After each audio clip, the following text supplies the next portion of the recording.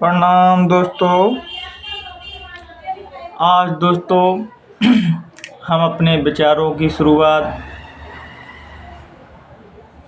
कबीर साहब के दोहा से करेंगे। कबीर दास कहते हैं, जो तिल माही तेल है, ज्यों चकमक में आग, तेरा साईं तुझ में ही है, जाग सके तो जाग। दोस्तों, परमात्मा को हम कहाँ का नहीं ढूंढते, फिर भी नहीं मिलता और हम चूक जाते हैं। हम लोगों की सबों की एक विडंबना है दोस्तों, हम परमात्मा को, ईश्वर को सब जगह ढूंढते हैं, केवल एक जगह को ढूंढ के छोड़ के सब जगह ढूंढते हैं, वो है हम स्वयं। सभी व्यक्ति, सभी साधक लोग ईश्वर को अपने अंदर नहीं देखते, बाकी सभी जगह देखते हैं दोस्तों। मेरा मानना ये है दोस्तों, जब तक तुम ईश्वर को अपने अंदर नहीं देखोगे, तब तक तुम ईश्वर को महसूस नहीं कर सकते, उसको, सत्ता को नहीं समझ सकते कि ईश्वर वास्तविकता में क्या है। जब हम गहरे साधन ध्यान में उतरते हैं दोस्तों, तो हमें उस ब्रह्म से जुड़ने लगते हैं। जैसे हिंदू संतों ने कहा है, अहम ब्रह्मास्मि। सूफी संत कहते हैं, अनहलक, मतलब मैं ही खुदा हूँ। दोस्तों, जब हम गहरी साधना में उतरते हैं, तब ईश्वर का अपने अंदर साक्षात्कार करते हैं। जब हमारी चेतना दोस्तों विराट रूप में होने लगती है, वो जागृत होने लगती है, अवेयरनेस होने लगती है दोस्तों, अवेयर होने लगती है, जागृत अवस्था में पहुंचती है दोस्तों, तो महसूस करती है कि ईश्वर मेरे अंदर है। इसलिए तो संत महापुरुष फरमाते हैं कि ईश्वर को तुम बाहर कहीं ढूंढ रहे हो, तो बाहर तुम्हें वो मिलने वाला नहीं है।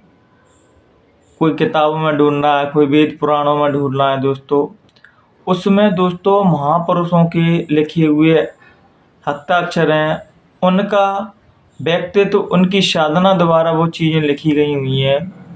लेकिन जब तक हम स्वयं साधना नहीं करेंगे, तब तक हमें उसका कोई अनुभव होने वाला नहीं है दोस्तों। और जब हम साधना करके खुद दूसरे के अनुभव से काम नहीं होते दोस्तों, जब तक हम उस अनुभव को स्वयं का अनुभव ना बना लें दोस्तों। इसलिए दोस्तों, स्वयं के अनुभव से ही तो हम तृप्त होंगे दोस्तों। कोई व्यक्ति कितना कहता रहे कि उस संसार में, उस स्पिरिचुअल लाइफ में, अध्यात्म जगत में ये चीज़ें होती हैं, हमारा मन मानने के लिए तैयार नहीं होता दोस्तों, जब तक हम उस चीज़ों को स्वयं नहीं देख लेते दोस्तों। जैसे कोई व्यक्ति कहे कि किसी व्यक्ति को शादी नहीं करनी चाहिए, तो लेकिन ऐसा होता तो नहीं, लेकिन सभी व्यक्ति करते हैं ना शादी, क्योंकि वो अनुभव करना चाहते हैं, उस जीवन को देखना चाहते हैं। ऐसे ही दोस्तों, जब तक हमारा भगवान के रास्ते में कौन क्या कह रहा है हमारा मन स्वीकार नहीं करता, जब तक हम उस चीज़ को स्वयं देख लेते हैं तब मानते हैं दोस्तों। तभी तो कहते हैं दोस्तों कि एक दफ़े ईश्वर से नास्तिक तो मिल सकता है, लेकिन आस्तिक नहीं मिल पाता। आस्तिक की विडंबना क्या है कि वो मान लेता है, वो बस ढूंढने की कोशिश ही नहीं करता, ना उसे पाने की इच्छा रह जाती। और नास्तिक क्या करता है दोस्तों, जब तक वो उसका साक्षात्कार नहीं कर लेता, जब तक उससे मिल नहीं लेता, तब तक वो मानता नहीं है दोस्तों। इसलिए जिज्ञासा होनी चाहिए दोस्तों ईश्वर को पाने की। जितने भी तर्क वगैरह कर रहे हो, और उसको पाने के लिए कर रहे हो, तो बहुत अच्छी बात है। और केवल एक दूसरे को नीचे गिराने के लिए कर रहे हो, तो सारे तर्क व्यर्थ ही हैं दोस्तों। तो दोस्तों, कल मैं एक कहानी पढ़ रहा था, उसमें वो व्यक्ति बता रहे थे कि व्यक्ति आज का जो युग है दोस्तों, उसके समय की बातें बता रहे थे। उसमें कह रहे थे, जिस व्यक्ति के पास धन होता है उससे सभी लोग प्रभावित होते हैं। जिस व्यक्ति के पास अच्छी पर्सनालिटी होती है, उस भी व्यक्ति से बहुत से लोग प्रभावित होते हैं। जिस व्यक्ति के सोशल मीडिया पे लाखों करोड़ों फॉलोवर हैं, उससे भी बहुत सारे व्यक्ति प्रभावित होते हैं। अगर आज के युग में आपके पास इन तीनों चीज़ों में से कुछ नहीं, तो आपसे कोई प्रभावित नहीं हो सकता। तो एक संत क्या खूब कह रहे थे कि आज के दुनिया में हम संत ही उसी व्यक्ति को मानते हैं जिसके पास महंगी से महंगी गाड़ी हो, 10-20 हज़ार लोग उसके पीछे लगे हों, उसको संत मानते हैं। पिछले समय में दोस्तों जो फक्कड़ होते थे, जिनके पास कुछ नहीं होता था, वो ही सिद्ध पुरुष होते थे। लेकिन आज के युग की विडम्बना ये है कि अगर तुम्हारे पास पैसे नहीं, तुम्हारा पीछे 10-20 हज़ार जनता नहीं लगी, तो तुम्हें कोई संत भी नहीं मानता दोस्तों। इसलिए हमेशा इन 3 चीज़ों पर ध्यान दो आप, क्योंकि अगर आपको समाज में कहीं पे भी वैल्यू पानी है, तो आपके अंदर ये 3 गुण होना चाहिए। अपनी पर्सनालिटी पर ध्यान दीजिए दोस्तों, और जितना हो सके पैसा भी कमाना बहुत ज़रूरी है दोस्तों।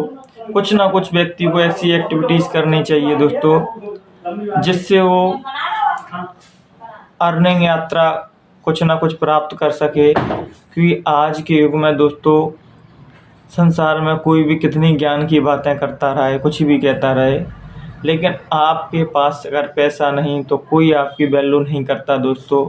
ये बात सही है कि परमात्मा के यहाँ पैसा नहीं देखा जाता, लेकिन इस संसार में आपको सर्वाइव करना है, रहना है, तो पैसा भी अनिवार्य रूप से ज़रूरी है। लेकिन हमें पैसे के चक्कर में मानवता को नहीं खोना चाहिए, अपने असूलों से समझौता नहीं करना चाहिए। पैसा कमाओ, लेकिन मेहनत और ईमानदारी से कमाइए दोस्तों।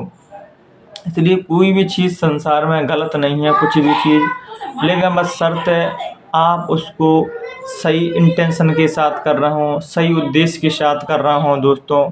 तो इस संसार में ऐसी कोई भी चीज़ नहीं जो गलत है, लेकिन गलत जब हम उसको गलत इंटेंसिटी के साथ, गलत इंटेंशन के साथ करते हैं, तब वो गलत चीज़ हो जाती है दोस्तों।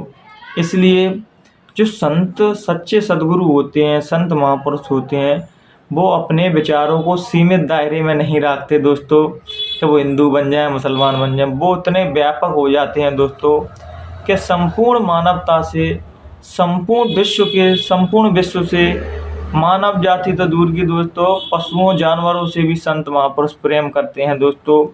जो संत अभी जंजीरों में बंधा हुआ है कि मैं हिंदू हूँ, मैं मुसलमान हूँ, मैं सिख हूँ, ईसाई हूँ, अभी तक वो संत हुए नहीं हैं। वो अपने आप को कितना भी दावा करते रहें। वो तभी तो कबीरदास ने कहा है कि जाति न पूछो साधु की, पूछ लीजिए ज्ञान, अमोल करो तलवार का, पड़ी रहन दो म्यान। दोस्तों संत महापुरुषों की, साधकों की कोई जाति, कोई मजहब, कोई धर्म पंथ नहीं रहता। उनका तो बस एक ही काम है कि प्रभु भक्ति में डूबे हैं दोस्तों। और प्रभु भक्ति में डूबते हैं दोस्तों तो सहज ही हमें सारी चीज़ मिलने लगती हैं दोस्तों। लेकिन आज के जो महात्मा हैं वो कहते हैं संसार को छोड़ो, संसार को छोड़ो। अरे आप संसार को छोड़ के कहाँ जाओगे, भाग के भी कहाँ जाओगे? ज़्यादा से ज़्यादा आश्रम में भी रहने लगोगे। तो आश्रम में भी क्या है दोस्तों, वो भी यहाँ जैसे आपको कमरे मिलेंगे, रहने के लिए खाना मिलेगा। जो आप संसार में चीज़ें खा रहे हो वो आपको आश्रम में भी खानी पड़ेंगी दोस्तों। इसलिए मैं भागने में ज़्यादा बिलीव नहीं रखता, मैं जागने में बिलीव रखता हूँ दोस्तों। जो व्यक्ति जागने की ओर निकल पड़ा है दोस्तों, वो परमात्मा को कहीं पे भी पा सकता है। और जिसको पाना ही नहीं है दोस्तों, चाहे वो आश्रम में रहे, मंदिर में रहे, काशी में रहे, गिरजाघर में, कहीं पे भी रहे, उसको कहीं परमात्मा नहीं मिलती। अगर आपके अंदर प्यास है, जिज्ञासा है, तो आप उसको घर में ही रह के ध्यान भजन सुमरन करके पा सकते हैं दोस्तों। इसलिए किसी भी चीज़ से घृणा नहीं होनी चाहिए, किसी भी चीज़ से नफरत नहीं होना चाहिए। पैसा भी ज़रूरी है दोस्तों, क्योंकि अध्यात्मवाद और भौतिकवाद को मेंटेनेट करके रखना है दोस्तों। अगर टोटली आध्यात्मिकवाद हो जाओगे, पैसा रुपया नहीं रहेंगे तो भूखे मर जाओगे, भगवान का भजन भी नहीं कर सकते। इसलिए दोस्तों भगवान का भजन भी ज़रूरी है और संसार के कामकाज भी चलते रहने चाहिए। इसलिए भागो मत, जागो। तुम ध्यान भजन करते रहोगे, भजन करोगे तो दोस्तों तुम्हारा आध्यात्मिक बात बना रहेगा और ईश्वर की आपके ऊपर कृपा होगी और आपका भौतिकवाद भी चलता रहेगा। इसलिए भजन का अर्थ यही होता है दोस्तों कि आप दोनों चीज़ों को साधते रहो, बैलेंस बनाते रहो लाइफ में। लाइफ अति किसी भी चीज़ की नहीं होनी चाहिए, बैलेंसिंग लाइफ होना चाहिए।